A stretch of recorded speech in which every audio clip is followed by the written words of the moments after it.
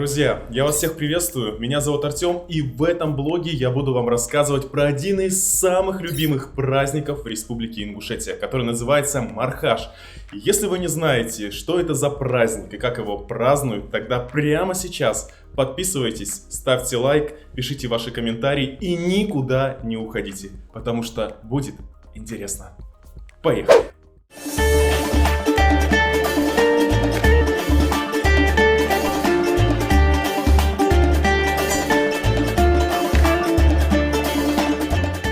По приглашению моих друзей-ингушей я в начале мая отправился в Республику Ингушетия, чтобы своими глазами лицезреть праздник Мархаш.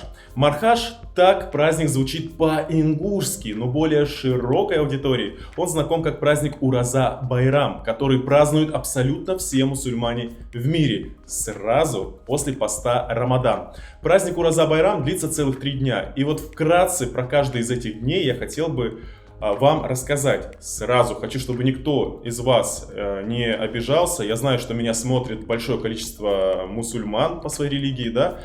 Вы меня поправляйте в комментариях, потому что я мог что-то не знать, либо могу что-то упустить. Поэтому без обид.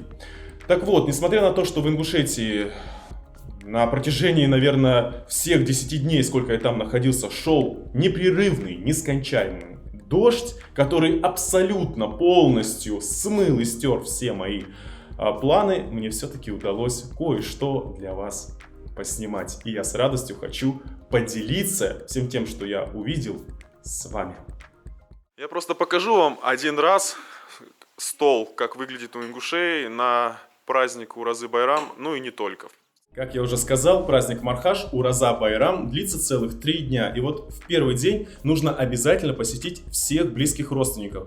Так вот, мой друг меня взял с собой за компанию, чтобы поздравлять своих близких и родных с этим светлым и добрым праздником. И мне сразу хочется отметить, что в какой дом его близких и родных людей я не зашел, везде я видел очень красиво, добротно и вкусно накрытый стол, что еще раз подчеркивает, что ингуши, очень гостеприимный народ. Шикарно, вкусно, и тут нет местных традиционных блюд, но если попросить, принесут берх. Это ингушский суп. Вот, либо чапель к лепешке. А так, конечно, просто люди приходят, уходят, поздравляют. То, что самое важное к чаю, как говорится. Есть конфеты, торт, соки, фрукты. Потому что долго не сидят, так как у ингушей всегда много родственников. Там не один, не два человека, там сотнями. За целый день не успеешь всех обойти, поэтому праздник целых 3 дня. Вот. И я сейчас пойду кушать, конечно же. Чуть-чуть. Вот так по гостям походишь. В Индии похудел, теперь поправлюсь. А то уже делают замечания. Ты похудел. Конечно, похудел после Индии. После Индии не только похудеешь. А тут нормальная еда. Даже мясной стол. Да, нет, мне говорят показать стол мясной. Мясо у ингушей всегда есть, да, здесь только малая часть. Я люблю курицу, как ингуши говорят, и выгодный, потому что курица стоит недорого. А я люблю курицу и все. Тут есть говядина, есть еще вареное мясо, если нужно будет. Да, поэтому все хорошо, все вкусно. Ингуши гостеприимные люди. В принципе. Молодцы. 3 дня же так, да, будет? Да. Так что, мне приятного аппетита вам тоже. Идите на кухню, что-нибудь возьмите покушать. И где есть плюсы, там всегда есть минусы. Вот, к примеру, я христианин по своей религии, и у нас тоже есть свои религиозные праздники. К примеру, там Пасха, либо Рождество Христово. И на наши праздники, например, на Рождество делаются рождественские скидки. И, например, летом я не мог себе позволить ту или иную вещь, потому что цена была кусачая. Зато на рождественские скидки я смогу купить эту вещь, потому что она уже будет стоить на 40, а то и на 50% дешевле, чем летом. Почему у мусульман и у мусульманских в целом республиках, которые находятся в России, нет таких вот скидок перед праздником Ураза-Байрам? А наоборот, делается не скидка, а накидка на все цены. Это вообще что такое? Я когда увидел цены, у меня был шок, потому что в Ингушетии, в Чечне, в Дагестане и так далее проживают небогатые люди. Там очень мало богатых людей.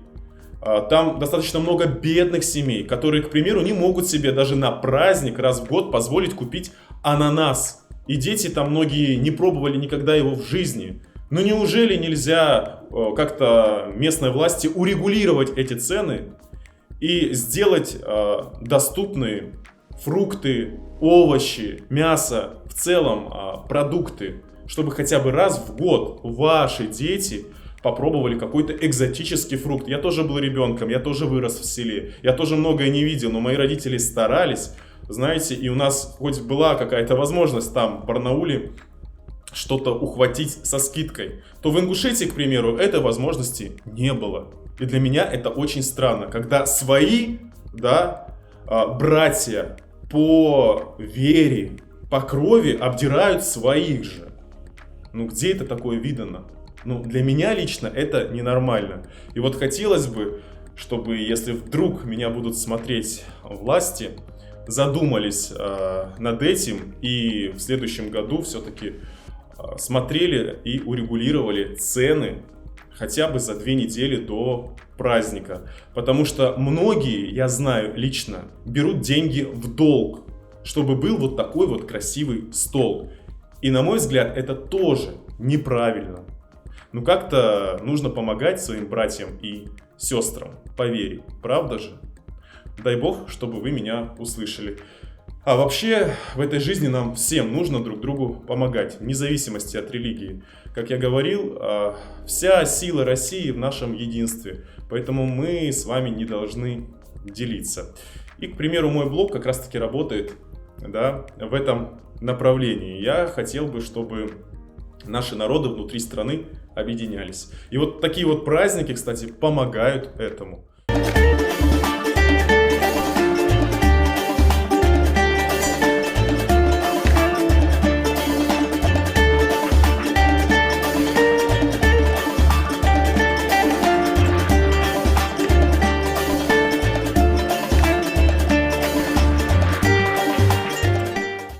Друзья, краткость, сестра таланта, и я вам немножечко расскажу истории праздника Мархаш.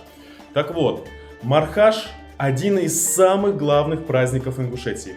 История его уходит вглубь веков, однако в Ингушетии он начал праздноваться относительно недавно, в историческом контексте, 1,5 столетия назад, с принятием мусульманской веры народом Ингушетии в середине 19 века. Мархаш, конечно же, этот праздник Ураза-Байрам, это праздник разговения в честь завершения поста в месяце Рамадан, 9-го месяца мусульманского календаря.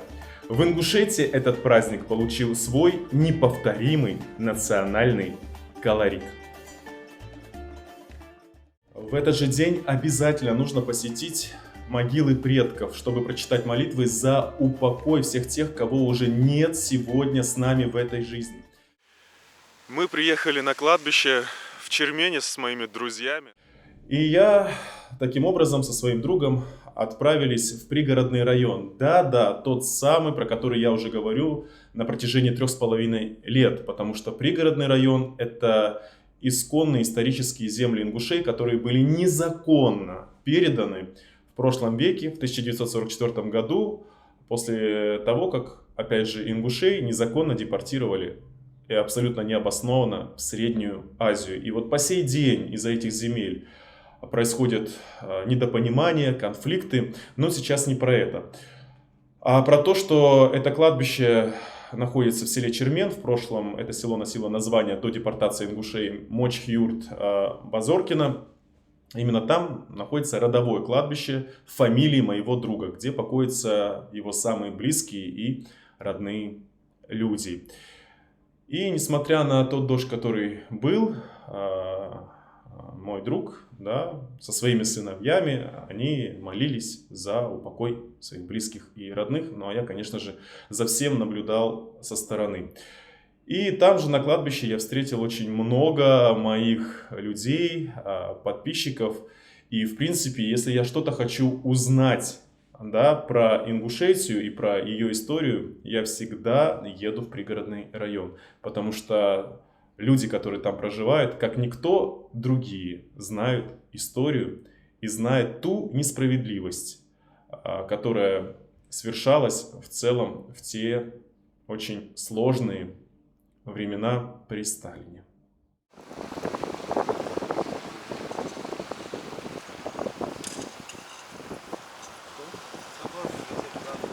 На второй и третий день уже навещают друзей и знакомых. Так вот, я решил отправиться к своим друзьям.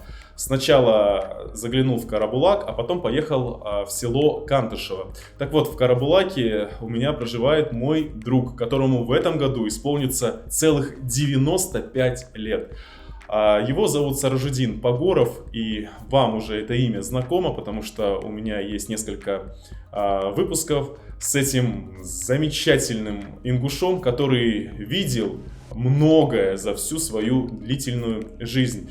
И пусть хоть и с опозданием, но все же лучше поздно, чем никогда, я хотел бы, чтобы вы послушали поздравления одного из самых уважаемых стариков Республики Ингушетия Саражудина Погорова. Он будет говорить на ингушском языке. Но я думаю, что для моей русскоязычной аудитории проблем не составит тоже послушать. Заодно услышите, как звучит ингушский язык, потому что он поздравляет свой народ, желает всем добра, мира, и чтобы все друг друга берегли и уважали. В принципе, там и так будет все понятно. Assalamu alaikum. Busab vejri, busab yejri. Dal şivadeli dua. Dal marq wabal dolşun. Ma'şun qalşun. Waqşun zaynşun. Dal wabal mar dold. Yot yoha. Dal ve mesiniyene moguj marşe doluş. Dikem ska bu aboluş. Mesiniyene Merş yol ölmeyin. Yeteğinir dal şi doğuyul. Dal yemar des diyarya dal şi doğdu. Dal şukiyaş diyarya dal qabı sağ doğdu. Higa dal melya doğdu. Allah diyor dal şi. Dikimse.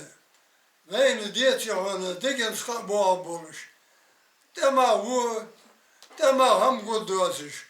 Vuna ham gudduasış. Tete yoha dal merş yol ölmeyin. Assalamu alaikum. Ta'ala ve barakatuhu. Все. Вам здоровья. Я думаю, мы еще увидимся много раз. Берегите себя, самое главное. Ahmet приедет. Да, Тогда мы будем код делать. хорошо. Код делать. А что это? Вот. Отмечать. Отмечать? Да. Хорошо. И- Сейчас вы гостей, а то И просто- день рождения скоро. Да, просто сейчас у ингушей, и не только у ингушей, у всех мусульман праздник. К Саражудину приходит много-много гостей. И вот он их встречает, его поздравляют. Много разных людей, от, можно сказать, мал до тому, кому 100 лет скоро будет. И он сам лично их встречает. Да, Саражудину 95 лет будет. И мы слишком много в этом времени году. отняли. А я у него уже сижу тут час, наверное. Вот. Время, поэтому мы еще увидимся. Дальше я отправился еще к одному уважаемому человеку в Ингушетии, который проживает в селе Кантышево, Кисе Аюповичу Кадзоеву, который известен не только в Республике Ингушетия, но еще и далеко за ее пределами, потому что в свое время он был общественным деятелем, политиком, а сейчас является писателем, поэтом, драматургом. И, кстати, благодаря этому удивительному, уникальному, мужественному и, самое главное, талантливому человеку я узнал про всю ту боль ингушского народа. Знаете, почему я ему поверил? Потому что, смотря на него и заглядывая в его душу через глаза, по-другому и быть никак не могло. Потому что он является очевидцем тех событий, тех несправедливых времен по отношению к ингушскому народу прошлого века, когда их отправляли в Среднюю Азию. Когда Иса Аюпович Кадзоев был пацаненком, он как раз таки находился в том самом злополучном поезде, который отвозил весь его народ в холодные и голодные зимние степи Казахстана. И вот, кстати, Иса Аюпович в 2020 году, когда у нас была первая встреча, подарил мне очень много интересных и очень важных книг, из которых я и узнал о всей трагедии и боли ингушского народа. И за это я ему очень-очень благодарен и, конечно же, желаю ему здоровья. Но сейчас здоровья и всего доброго как раз-таки вам будет желать Иса Аюпович, потому что он также поздравил всех мусульман и весь народ с праздником Мархаш. Друзья, я нахожусь в гостях у Исы Аюповича Кадзоева. Это очень не просто удивительный человек, а человек-легенда в Ингушетии, я не побоюсь этого слова, который знает всю историю Ингушетии лучше всех, и я его безумно уважаю. Он действительно мне во многом помог разобраться еще с самого начала, как я только начал делать блог. Но сейчас не про это, а, как я уже много раз говорил, ингуши, как и все мусульмане во всем мире, празднуют праздник Уразы Байрам. И мне бы очень хотелось от себя сначала вам и вашей всей семье пожелать крепкого здоровья, счастья. Пусть в этом замечательном гостеприимном доме всегда будет добро и свет. Самое главное, наверное, сегодня это мира всем.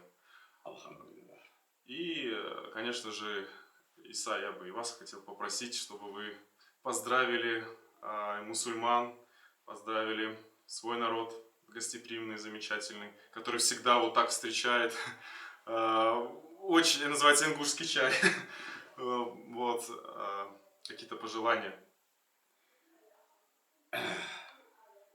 Очень приятно вас видеть у себя. Тем более с вашей стороны очень благородно прийти меня, старого человека, поздравить со священным мусульманским праздником разговения Уразы. Большое спасибо вам, Артем. Огромное вам спасибо за то, что вы человек занятый. Между прочим, очень многое сделали в смысле просвещения в деле ингушского народа. Вы просвещаете, пытаетесь, просвещаете почти всю Россию в этом плане. Большое вам спасибо. Я поздравляю всех мусульман мира с этим священным праздником. Дай Бог этой земле мира, благодати, хлеба, чтобы на столе всегда хлеб был и мир. Я думаю, это самое главное. Хлеб и мир. Вот. А там жить можно. Да. Так, большое вам спасибо, Артем. За ваш приглас. Ага. И я думаю, мы будем часто встречаться по таким праздникам и без праздников в будничные дни. Всем передайте привет вашей маме от меня конкретно большой привет передайте. Да, мама, привет. Она будет смотреть. Привет передайте. Вот что я хотел сказать. Счастья всем. Да, да. Спасибо вам. Главное здоровье. Мы еще с вами увидимся. И обещаю, в свою очередь, что мы еще с Исой Аюповичем встретимся. Я возьму у него обширное интервью. Мы поговорим про историю Ингушетии. Я знаю, что у многих у вас есть вопросов, очень много, особенно от русских. И я думаю, что будет правильно общаться с мудрым человеком, да, который знает, ну, правду, без преувеличения. У меня есть тут за кадром и свидетели. Я вам показывал кабинет Исы Аюповича, сколько книг он не только прочитал, сколько книг он и написал, потому что он писатель, поэт, еще общественный деятель. И у него тоже была нелегкая судьба, откуда я узнал про депортацию, да, Ингушетии. Конечно же, от очевидца. Это вы можете посмотреть, наше интервью с ним от 2020 года, потому что я брал обширное интервью. Всем мира, всем добра и увидимся. Дай Бог. Дай Бог, дай Бог всему миру. я два слова добавлю. Мне у ингушей нравится одно дело. Муштвалой дал монахлор был бусулу керста. Храни, Господи, и мусульман, и христиан. Обязательно вот скажем, потому что мир должен быть всеобъемлющий. Мы не замыкаемся на судьбе своего народа. И у нас еще говорят, кроме нас на земле еще люди живут. Да. Говорят, кроме нас еще на земле люди живут. Это очень хорошо. Вот наше единство и есть то самое спасение. Да. Мы дети Адама. Дети Писания. Праздник Мархаш, Ураза Байрам безумно любят дети, потому что в эти 3 дня они берут самые большие и самые бездонные пакеты для того, чтобы ходить вот так вот в каждый двор на своем пути и собирать конфеты. Конечно, взрослые конфеты им не дают просто так, а за то, что они приходят с добрыми намерениями и поздравляют с праздником Ураза Байрам. По-моему, это очень здорово. Ну, конечно же, молодежь Республики Ингушетия также безумно любит праздник Мархаш, Ураза Байрам, потому что раз в год можно парням прийти к девушкам, которые им симпатичны. И если вдруг будет взаимность, то девушка даст сигнал. Знаете, в виде чего? Она просто парню чисто символично подарит, ну, примерно вот такой вот платок. Что будет обозначать, что девушке понравился парень, который пришел к ней в гости. И все может закончиться свадьбой, одним словом, созданием семьи. На самом деле это очень здорово, что есть такая традиция, есть такое правило, потому что у мусульман в целом и в Республике Ингушетии, зная их СДЛ, адаты, не так просто парню познакомиться с девушкой, а девушку с парнем. Так, сразу хочу ответить на вопрос, откуда у меня этот платок. У меня много платков, и мне их девушки не дарили, потому что это запрещено. Ну, во-первых, я не мусульманин, я христианин по своей религии и не ингуш. Я знаю СДЛ и адаты ингушей, поэтому даже и не смотрю в сторону ингушских девушек. Это чтобы меня ингушские парни не ревновали к своим девушкам и женщинам. Мое сердце уже давно занято. А вот платки и носки мне подарили ваши жители после того, как я побывал в гостях. Кстати, ценный подарок. Мужчины меня поймут. Я про носки. Так прошли мои первые 2 дня праздника. Ну а 3-й день считается женским днем, потому что первые 2 дня праздника девушки и женщины находятся дома, чтобы также принимать поздравления от родственников, близких и родных. А уже на 3-й день они отправляются точно так же на кладбище и едут по гостям, по своим близким и родным людям. Вот как-то так, такой вот праздник Мархаш, Ураза Байрам. К сожалению, повторюсь, из-за непогоды мне не удалось его снять более масштабно и более как-то интересно, но я обещаю исправиться, надеюсь, что в следующем году погода не подведет, и я уже более детально и намного интереснее все поснимаю и еще раз вам обязательно расскажу. Но если вам понравился этот блог, то поставь ему лайк, подписывайтесь на мой канал, я обязательно прочитаю все ваши комментарии, постараюсь на них ответить. Ну и хочется еще добавить, я бы хотел извиниться за то, что я так резко пропал, потому что у меня, к сожалению, больше нет столько много времени, сколько его было раньше на мой блог. Поэтому меня стало здесь намного меньше. Но надеюсь, что все наладится, урегулируется и вот эта вот неизвестность наконец-таки, да, и неопределенность исчезнет, и все станет как раньше. Надеюсь. Но вам я желаю мира, и с вами не прощаюсь, я говорю вам до встречи. Увидимся.